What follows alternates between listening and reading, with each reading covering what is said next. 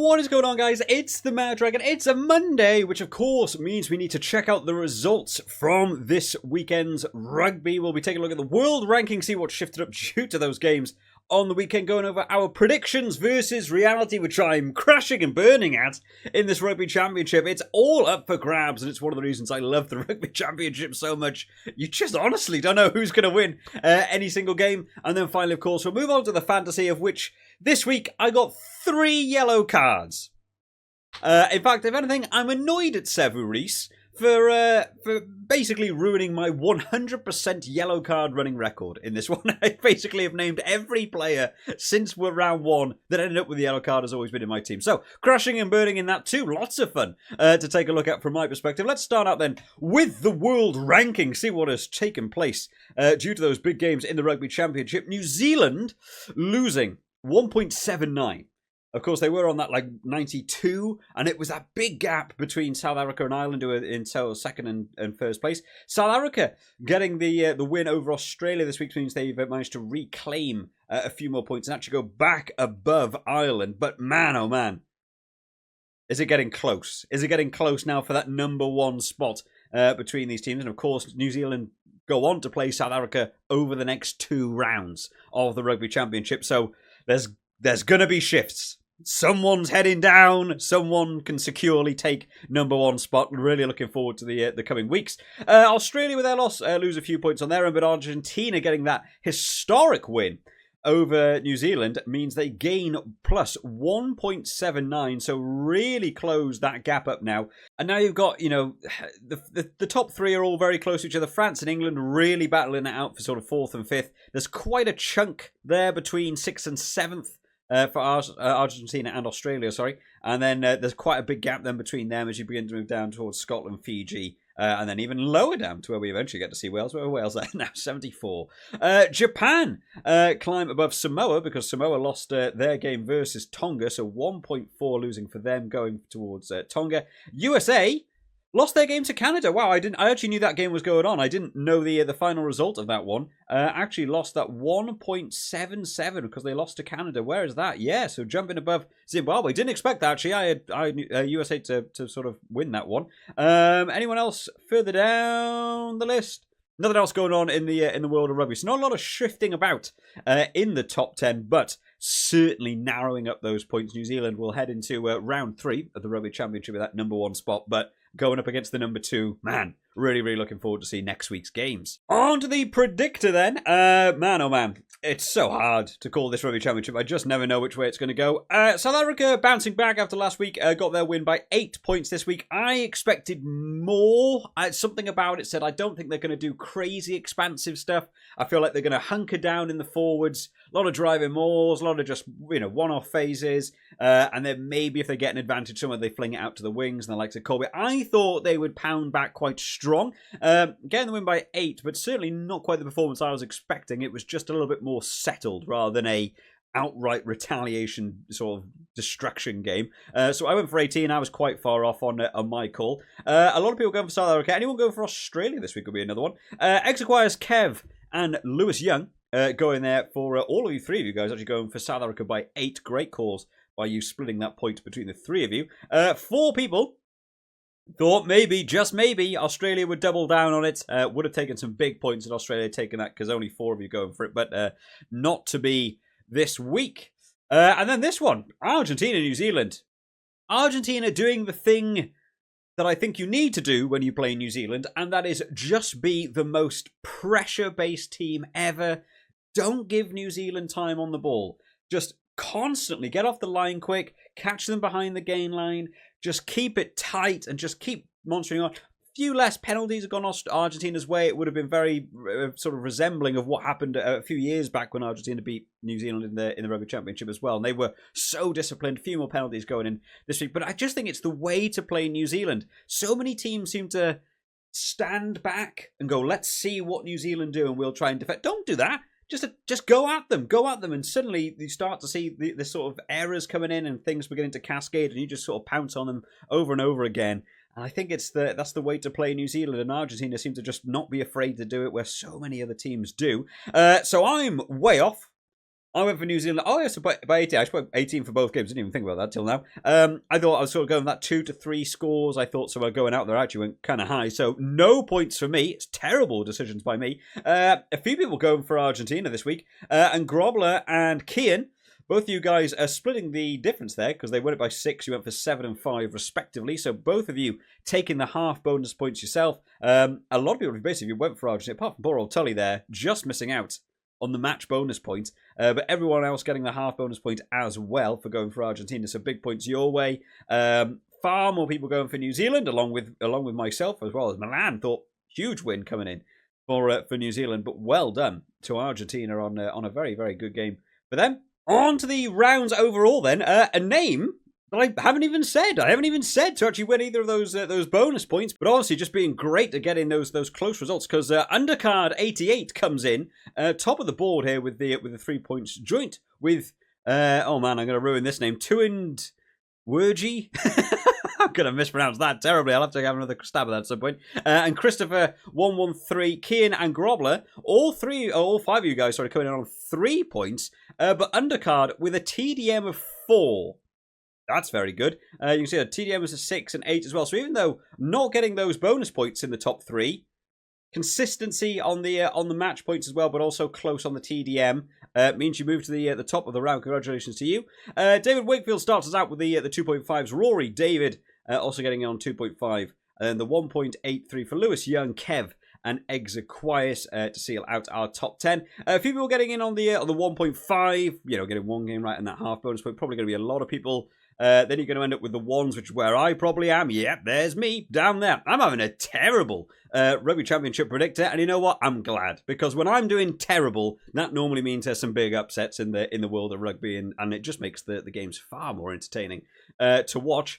Let's take a look at the leaderboard then. I'm going to have to get good at saying this name, aren't I? So Tuind Wergy? I'm going to hopefully get that pronunciation. I'm going to have to learn because he's moved to the top of the board, jumping those 10 places up into on 4.5, so an outright leader as we get to the end of round 2. Kian climbs 36 places. That's a massive jump up onto the 4 points. Exequias holding out a solid 3rd place on 3.66.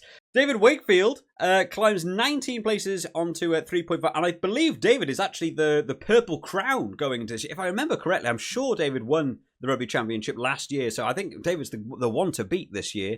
Climbs those 19 places, fighting back onto 3.5. Villa Farrell down 3, but still holding in the top 10 on 3.33. Christopher, Mark Dunphy, and Undercard climbing that 39 places to get into the 8th place with the Gold Crown. And Ian down 3, WRU down 5, Elward up 3. Okay, there's a lot more people on 3. I thought there was going to be a few names, but all of you guys coming in on the joint 3 points all the way down. That TDM separating out well into undercard, though, getting in there with a great pick. As we scroll down, Grobler as well climbs up 36 places. I don't even know where I am.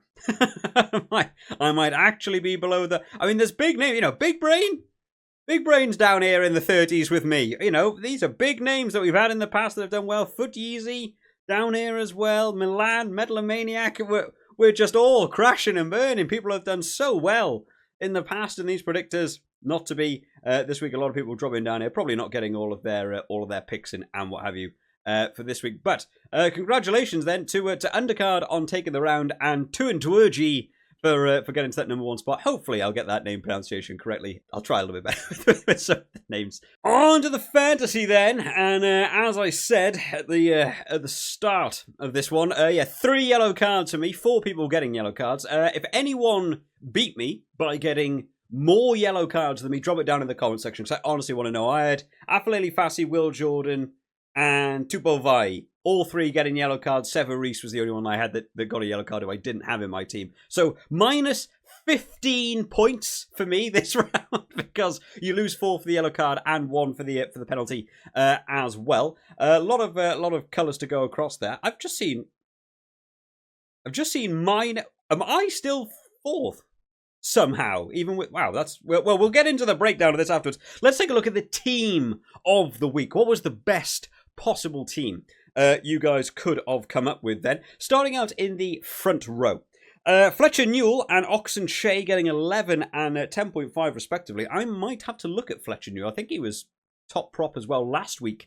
He's doing very, very well at the minute. Best hooker of the round, Julian Montoya coming in there with 13 points from Argentina. You're all South African lockout in the lock department. Lou Diaga getting 8 and Eben Etzebeth getting 15.5 coming on from the bench, who I couldn't swap out this week. I used all my transfers elsewhere, so I had to leave Eben Etzebeth on even though he was coming on from the bench. Paid off very luckily for me on that one. Your back rowers, I've got something to talk about with these back rowers. Quagga Smith comes in on 15 points, best possible back row. Rob Valentini on 11 and Pablo Matera on 13.5. Now, when I was doing my team, I had to swap out Peter Steph Dutoy. Who did I want to go in there? I was looking for another number 8, and I was thinking, do I want to go Jean-Luc Duprier or do I want Rob Valentini? Which way do I go? South Africa number 8, Australia number 8, back and forth, back and forth, back and forth. Eventually went for Jean-Luc Duprier and went out in the warm-up. Can't change it. I've already locked my team in. Nothing I can do. Lost my back rower. Had I known Quagga Smith was going to do it, probably would have gone for Quagga Smith. Would have got the best number 8 of the round. Even if I hadn't done that and gone for my second choice of Rob Valentini, would have been also in there. So, terrible pick by me. I think it got auto-subbed out for me for whoever I had on the bench. I can't even remember. Scrum half then. Best scrum half of the round, Garcia on 14 points, who I had on my bench, but I wasn't going to sub him on. I had a lot of faith in Ratimer, but he's went out with his injury so early on, so not a lot of points for me there. Your best fly half outright of the round with your kicking points as well. Andre Pollard, 25. And this you might not be able to see because of the thing on the wall, but a lot of people getting that purple 25 there was absolutely the best fly half. Your best centres of the round then. Actually, a relatively low-scoring centre one this week. Choco Perez gets in there on 9.5 and Billy Proctor gets in on 8 for New Zealand. And then your best back 3... Delgi on 15, Mateo Carreras getting in there on 14, and Corey Toole, man, did that guy have an explosive game, who came in on 17, and if you made him captain, would have also been 34. So there were points to earn in the back 3. I'll take down that best of the round thing, but you can see how low everyone scored in the back 3 this week compared to where we've had like hundreds of points before. Everyone looks like they did pretty terribly. So let's take a look at what went on then. So Jay Jan comes in at top of the board there on 142. I honestly thought I'd done terribly this week. I saw that I had 130 and think people normally score 200 points. So well done to Jay Jan on taking the round on 142. Warlord comes in on 135.5 and Arvin Score, hopefully getting that pronunciation right, comes in also on the 135.5. Somehow, I've come in 4th on 132, even with 3 yellow cards going my way for 4th. Kian comes in 5th on 129. The wife, she's come in 6th place on 128. She's done pretty well this week.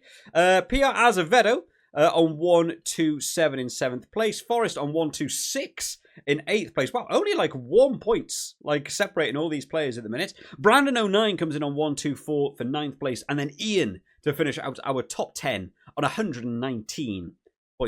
We'll have a bit of a scroll down so everyone can see their names. Yeah, the only thing that went wrong for me was my having Jean-Luc Duprier going out ruined my entire thing. I also did notice, because Will Jordan ended on -3, I think, from his yellow card. Let me quickly have a look at my team. Where's me? This was my team going on there. As you can see, I had Garcia on the bench. There's my Jean-Luc Duprier. Yep, didn't go. So he's got auto-subbed on for... Oh, Gonzalez. I had Gonzalez. Well, that kind of paid off, actually. That was okay. Gonzalez came on and scored 12 for me. Yeah, Will Jordan ended on -3 from his yellow card and doing ultimately nothing for the rest of the game. I can't remember who had him now. Somebody had Will Jordan as captain. And something I've never seen before is a captain get minus points. I can't remember a time that's ever happened before. So somebody had Will Jordan as a captain and ended on -6. It does double your minus score, not halve it. So if you get your captain wrong, it's real bad. It's real bad. Afleli Fassi with his yellow card ruined that for me. That could have been some more points for me. Who else got a yellow card? Tupo Vai ended on 1. Because of his yellow card. He was doing okay, I felt. But then look at that. Oh, missed tackles, yellow cards. Penalties, oh, it's all terrible there. Tupo went out quite early on. Vivas had a much better game for me, so that's pretty good. Let's just have a quick look then at Jay Jan, who took the round. Where did you go? Oh, Tom Wright. Oh, yeah, Tom Wright going out with injury, only scored 2. Where did you get your big points then? Was that back row scored pretty well for you? Pablo Matera as captain, probably a good call. Oxen Shea as well. We said best prop in there as well. Grant Williams actually scored 7, so that was pretty good. Kane Moody scored 9 for. Oh, and Del Gee as well. So again, getting a couple of those best players of the round in your side, certainly a good one, Jay Jan. So how does that mix up the leaderboard then? Arvan Score comes in on the 312.5, up 9 places. Went from that top 10, boom, into first. Great round for you. Groblar dropping down 1, but doing well actually in both the Predictor and the in the Fantasy, actually doing pretty well. It's to be on 310.5 for 6th place. PR Azevedo stays in 3rd place on 308.5. Brandon 09 comes in 4th on 304, climbing those 3 places. Kev down 3, but still holding in the top 5 on 301. Ian climbs 7 places to get into the top 10 in 6th on 294.5. Warlord climbs 20 places on 293.5. I have somehow also climbed 20 places to get in the top 10 on 289.5. Undercard. There's some comparisons here between the predictors, right? And the Fantasy climbs 3 as well on 287.5 to get into that top 10. And then Bowie climbs that top 10 as well on 282.5, just half ahead of my wife. She's done well. She climbed 20 as well to get into 11th, and she'll be annoyed if I don't give her a bit of an honourable mention there for doing pretty well this week. So I lost 12 points from the yellow cards. If I had my extra 12, what would that put me on? 301.5? I could have been in 5th, but then some other people might have also got yellow cards. Let me have a scroll down then, so everyone can see where they're finishing off. It's very interesting to see the crossovers between people who have got, you know, the predictors going kind of well, and then also picking their team on based on those predictors as well. Jay Jan, who took the round, climbed 26 places. Great round for you, Jay Jan, to get into the top 25. But I'll score out any big drops there. Xander. Ooh, Xander, not your round this week, unfortunately, mate. Drawing down 23 into 27th. Klansman down 21 into 29th. It sounds like people did get some rough scores. Villa Farrell's always super competitive when it comes to the Fantasy. Drops down 23. There was just a lot of players this week that scored low in multiple positions. Like even the back 3, there weren't that many that even got into double figures. A lot of people getting yellow cards. If you had Will Jordan as a captain, you're into the big minuses. It seems like it was very easy to score low this week, and actually very, very hard to score high. So congratulations then to Jay Jan on taking this round, and Arvan Score for getting in to that number 1 spot. Thank you to everyone who is joining in. We've got the week break now coming up for the Rugby Championship, so nothing going on this week. I'll be trying to put out some different videos over the course of this week. There'll be some stuff to do with Rugby 25, and then we'll get back onto the fantasy stuff in a fortnight's time. Lots of time. Rack your brains, come up with some ideas. Who do you think's going to get into your side? Who do you think's going to win? Big games coming up. South Africa and New Zealand, and then Australia and Argentina. I don't even know anymore, and that's great. That's one of the reasons I love the Rugby Championship, because I have no idea who's going to win. So let's see what shakes up. I'll see you all next time, guys. Bye-bye.